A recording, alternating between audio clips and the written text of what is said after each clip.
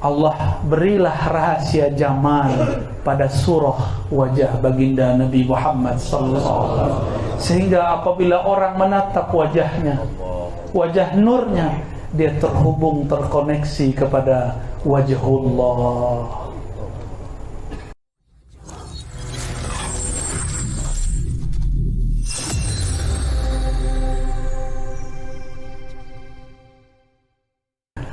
Suratil Jamal wa Matla'il Jalal. Mal farq bainal jamal wal jalal? Kenapa jamal dulu baru jalal? Kenapa tidak jalal dulu? Inilah rahasia latifah, rahasia raqiqah, rahasia rahmah.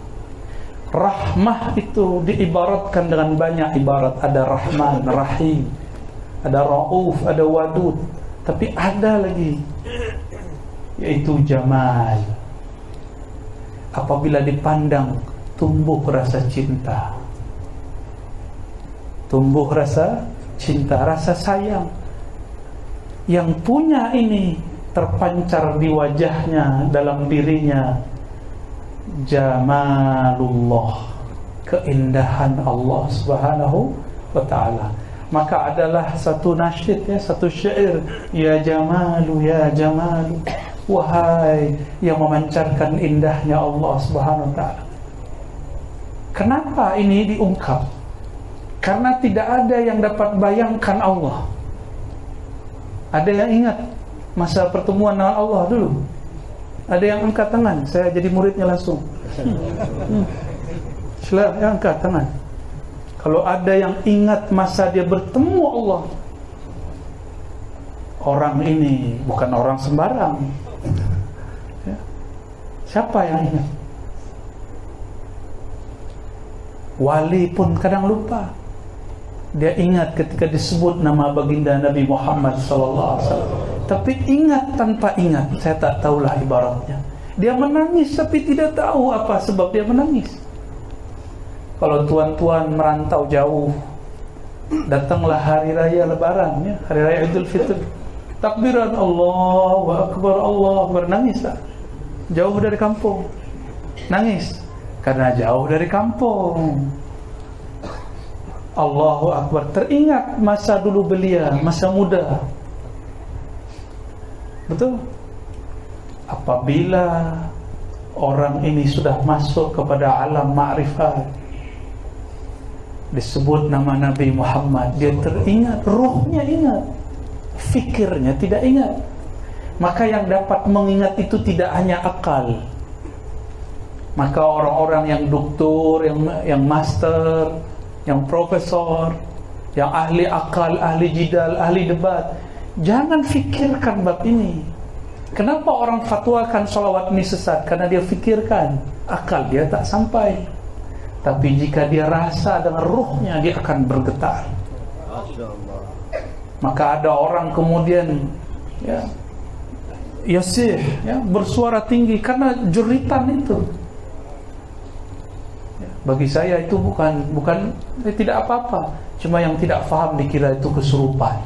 Mana ada disebut nama Allah lalu orang kesurupan jin, yang ada jinnya hilang. Ya. Suratil Jamal wa Matla'il Jalal. Surah. Ini surah. Allah laisa bijismin. Allah bukan jisim, bukan juga surah, bukan juga rupa. Kenapa bayangkan sesuatu yang tidak rupa? Maka ahli-ahli neurologi mengatakan otak ini, akal ini tidak mampu membayangkan, mengimajinasikan, mengingat sesuatu yang tidak ada rupanya.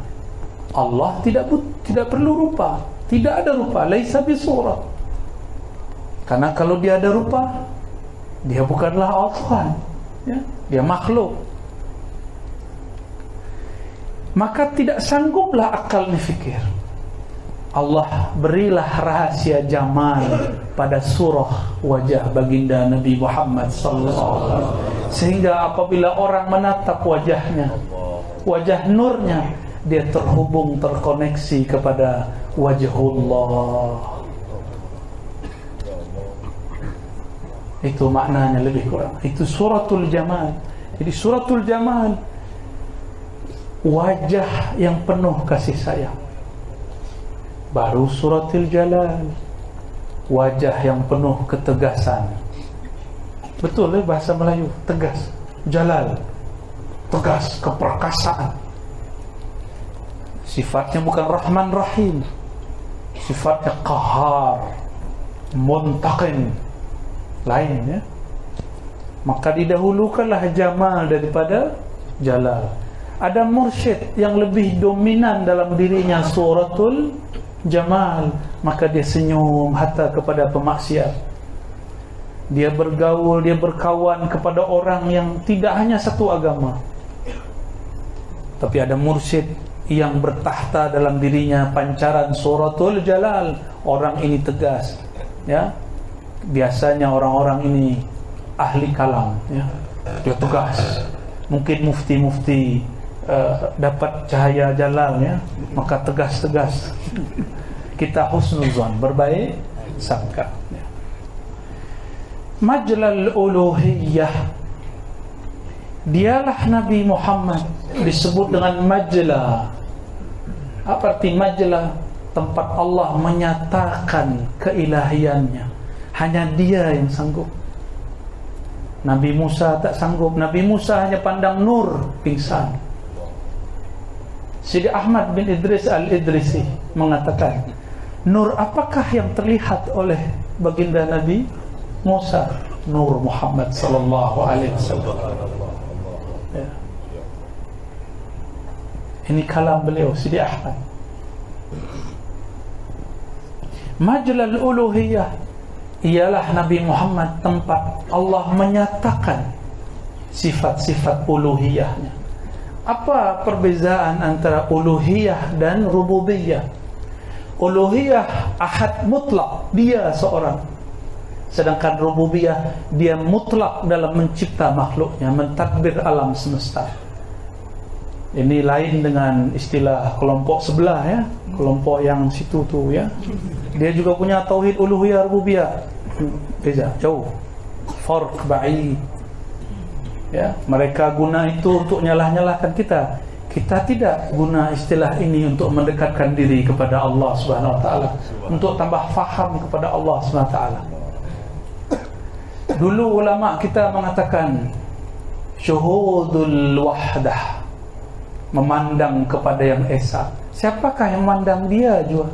Syahidallahu annahu la ilaha illahu. Ini disebut dengan syuhud wahdah al-uluhiyah. Dia memandang keesaannya sendiri. Dia memandang keesaannya sendiri, disebut dengan uluhiyah.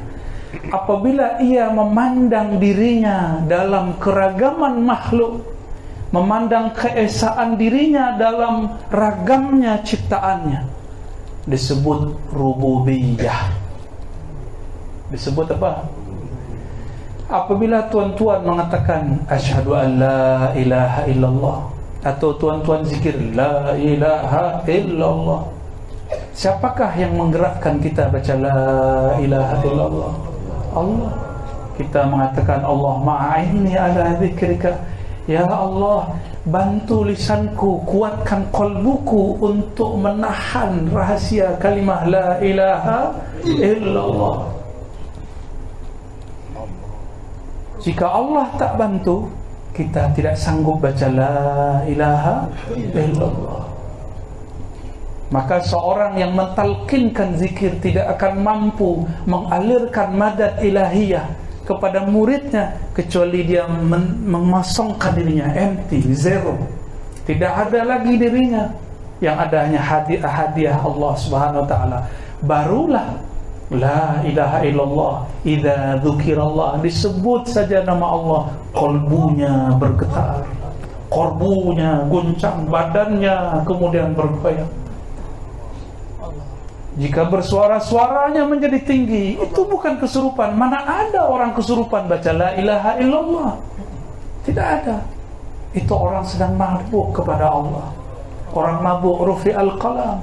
Jika mabuk minum khamar pun hukum diangkat. Kenapa mabuk kepada nama Allah hukum tidak diangkat?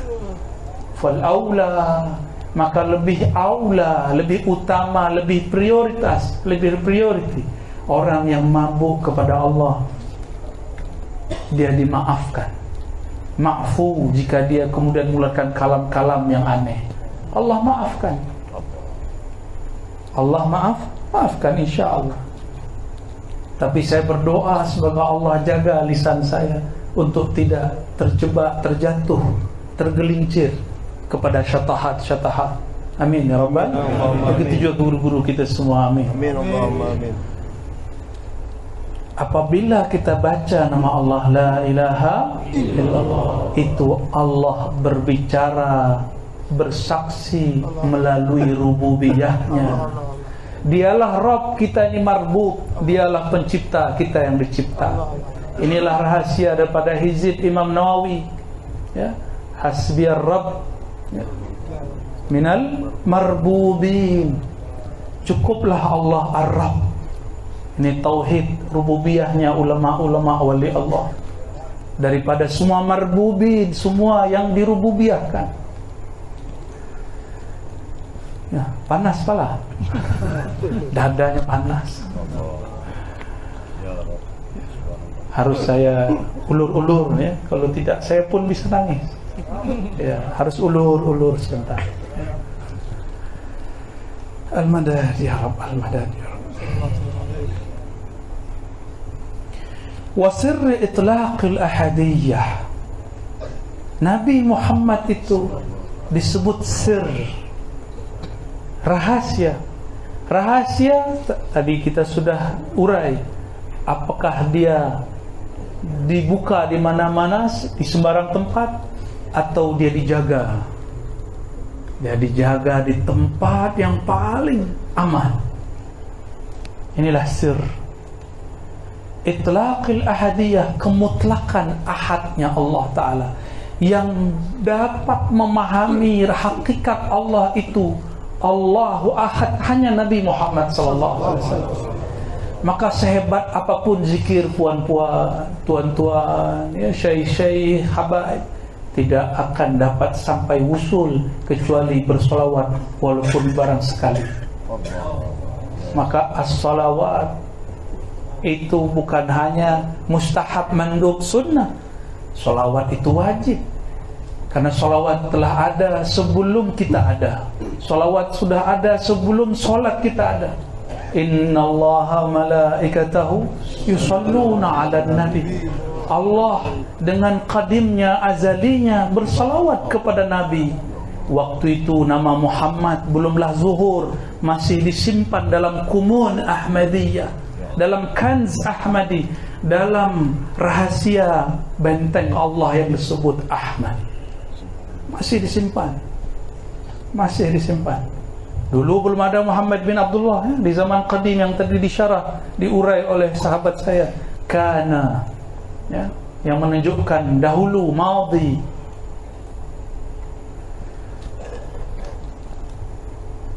Majlal uluhiyah wa sirri itlaqil ahdiyah. Maka siapa saja wali, dia hanya wusul dengan Sayyidina Ahmad, Sayyidina Muhammad. Tidak ada orang wusul kepada Allah kecuali melalui satu pintu saja, babu Muhammadin sallallahu alaihi wasallam. Maka harus ambil syariatnya, harus ikut tariqatnya, harus dia ikut hakikatnya sehingga berbuah menjadi ma'rifatnya. Ya. Salat tanpa hakikat tidak ada makna. Salatnya tidak ada khusyuk, ma fi lazzah, tidak ada lezat. Ya.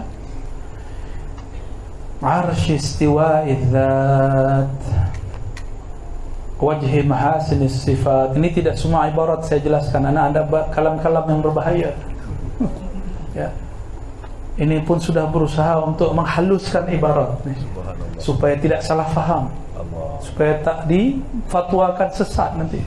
Kalau difatwakan sesat nanti Sidi Ahmad dianggap wali syaitan sama orang. Nanti saya yang disalahkan.